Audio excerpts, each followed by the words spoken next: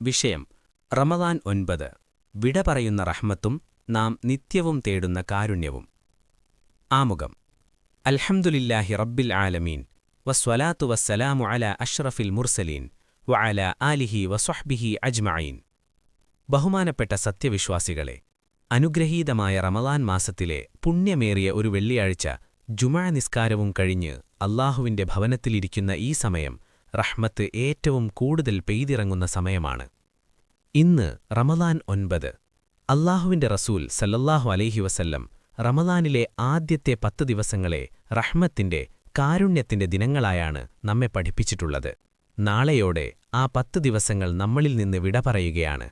ഒന്ന് ചിന്തിച്ചു നോക്കൂ, ഒരു മനുഷ്യന് അല്ലാഹുവിന്റെ കാരുണ്യം ലഭിച്ചാൽ മാത്രമേ അവന് പാപമോചനം, മഗ്ഫിറത്ത് ലഭിക്കുകയുള്ളൂ.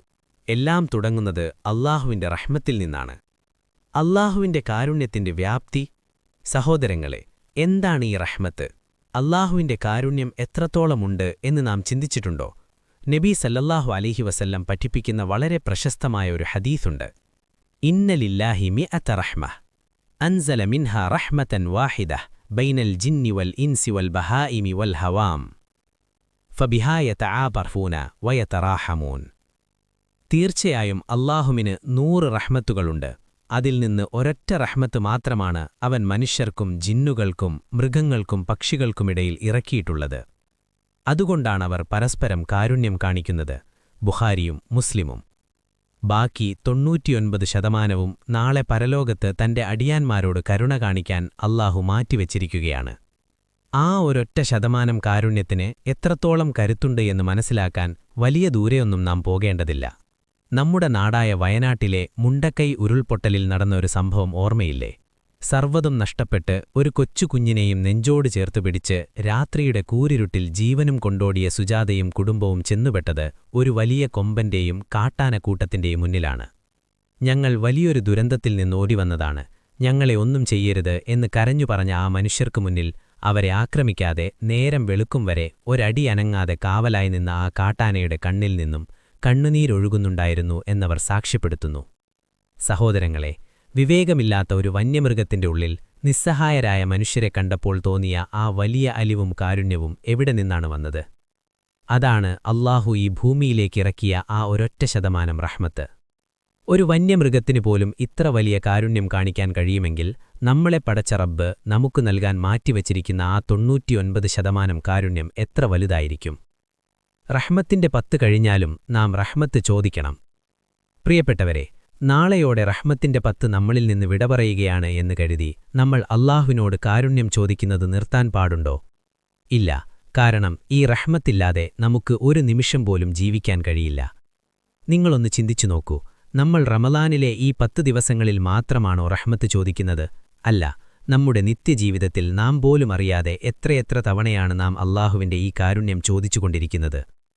1. പള്ളിയിൽ പ്രവേശിക്കുമ്പോൾ. നാം വലതുകാൽ വെച്ച് പള്ളിയിലേക്ക് പ്രവേശിക്കുമ്പോൾ അല്ലാഹുവിനോട് ചോദിക്കുന്നതെന്താണ്? അല്ലാഹുമ്മഫ്തഹ് ലി അബ്വാബ റഹ്മതിക്. അല്ലാഹുവേ, നിന്റെ കാരുണ്യത്തിന്റെ വാതിലുകൾ നീ എനിക്കായി തുറന്നു തരേണമേ. നാം ദിവസവും 5 നേരം പള്ളിയിൽ വരുമ്പോഴും ചോദിക്കുന്നത് ഇതേ റഹ്മത്ത് തന്നെയാണ്.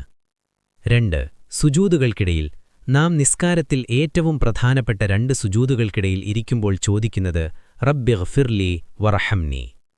എന്റെ നാഥ, എനിക്ക് നീ പുറത്തു തരികയും എന്നോട് നീ കാരുണ്യം കാണിക്കുകയും ചെയ്യണമേ. 3. മാതാപിതാക്കൾക്കുവേണ്ടി.